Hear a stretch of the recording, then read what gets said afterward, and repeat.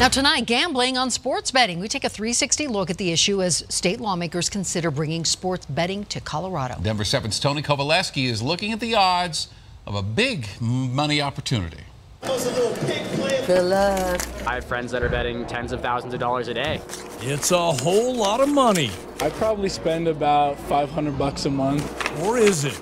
But as we consider placing a wager on sports betting in Colorado, it's important to hear all the perspectives, including a casino executive, a recovering gambling addict, a state regulator, a gaming researcher, a sportsbook executive, and a business leader trying to fix problems with Colorado's roads. Before we take you inside the complicated issues facing Colorado lawmakers and voters, we thought it'd be a good idea to bring you here to Las Vegas.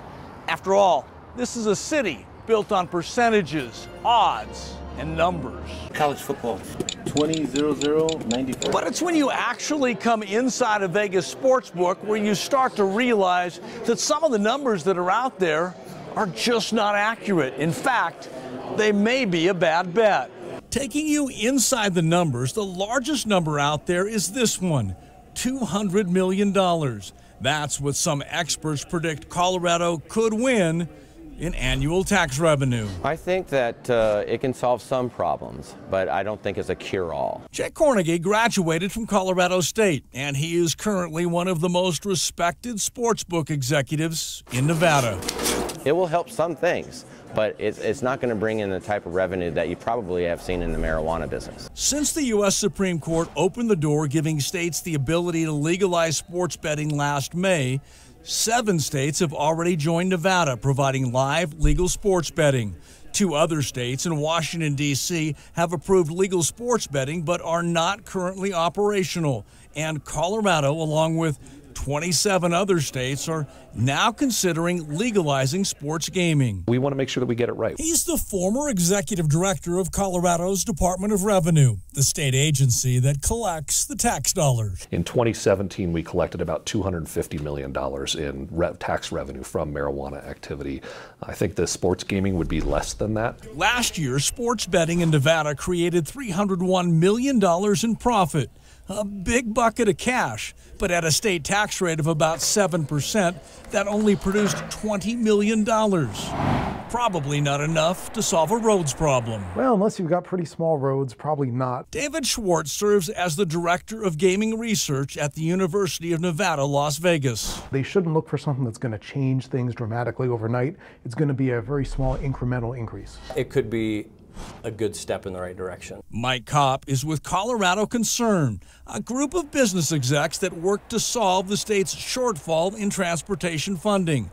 Current estimates show the state needs $9 billion to fix challenges with traffic and repairs. That's a big number. It would take hundreds of millions of dollars a year to pay off the notes. So I think it's reasonable to say that it could be part of the solution. I don't see it as being the whole. I think there's a lot of different people doing work right now to understand what the voters of Colorado want. And that's where this sports gambling buck will ultimately stop or start. You see, because of Colorado's Tabor Amendment, voters must approve any increase in taxes. So that means this November, voters will likely decide if they want sports gambling to come to Colorado. David Farahi runs Blackhawk's newest addition, the Monarch Resort Casino. Is gaming in Colorado now behind adding sports betting? For 2000? I think that the industry is interested in providing sports betting to Coloradans. The question is, do Coloradans want it? It'll have a big impact. Peggy Brown will tell you she's a recovering gambling addict, and she's now counseling others who take betting to the brink. You can't imagine the impact that it causes on families and the kids. It's horrible. It's horrible. She's hoping if voters approve it, the state also finds a way to provide money to help addicted gamblers. I think it's going to come because Colorado wants the revenue from it. You know, it's always the fix. So as lawmakers and voters get ready to weigh the risks and the rewards, we conclude this 360 with one final perspective. You have all these people trying to get their hand in the sports betting cookie jar. Bring that to win it. and they think there are these giant cookies in that cookie jar, and it's really just a lot of crumbs. That was Tony Kovaleski reporting. And if you think we missed a perspective, we want to hear from you. Email us 360@thedenverchannel.com or join the conversation on the Denver 7 Facebook and Twitter pages.